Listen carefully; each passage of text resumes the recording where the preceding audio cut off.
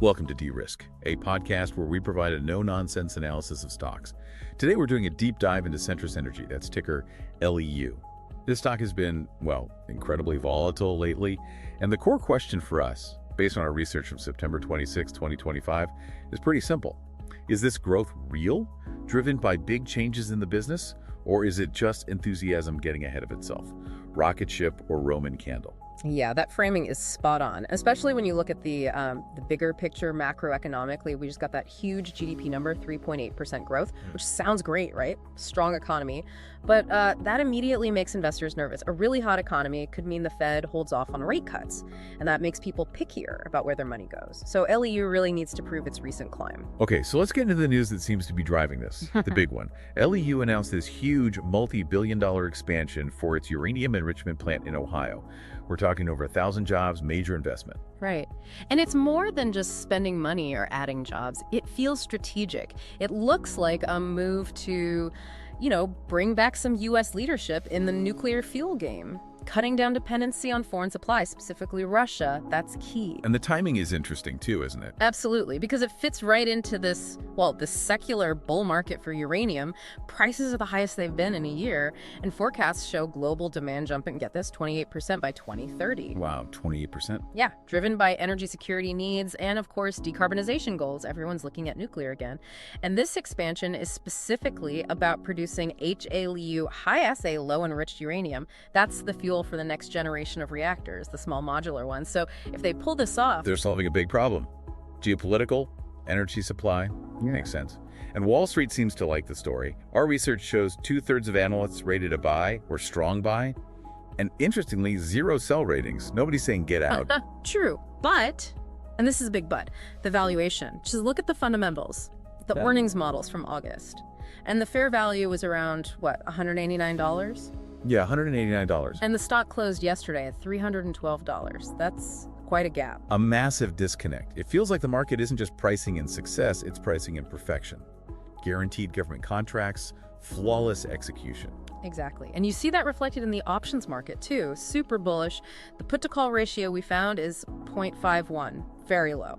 So for people maybe less familiar, that means options traders are betting much more heavily on the price going up rather than down. Precisely. Almost twice as much money betting on a rise versus a fall. That's strong conviction from that corner. Okay, so you have this powerful story, analyst support, options bulls. But then there's the other side of the coin, the huge short interest. This is pretty spicy. Oh, yeah. It's significant. Our research flagged it at 20.67% of the available shares shorted. 20%. So 1/5 of the tradable stock is held by people betting against it. Right. These are traders, often professional ones, who think the stock is way overvalued and due for a fall. A sharp one, maybe. So it really sets up this classic battleground, doesn't it? Bulls versus bears right here. Absolutely. And the technicals kind of reflect that tension, too. How so? What do the charts show? Well, the trend is undeniably bullish. Short term, long term, it's up.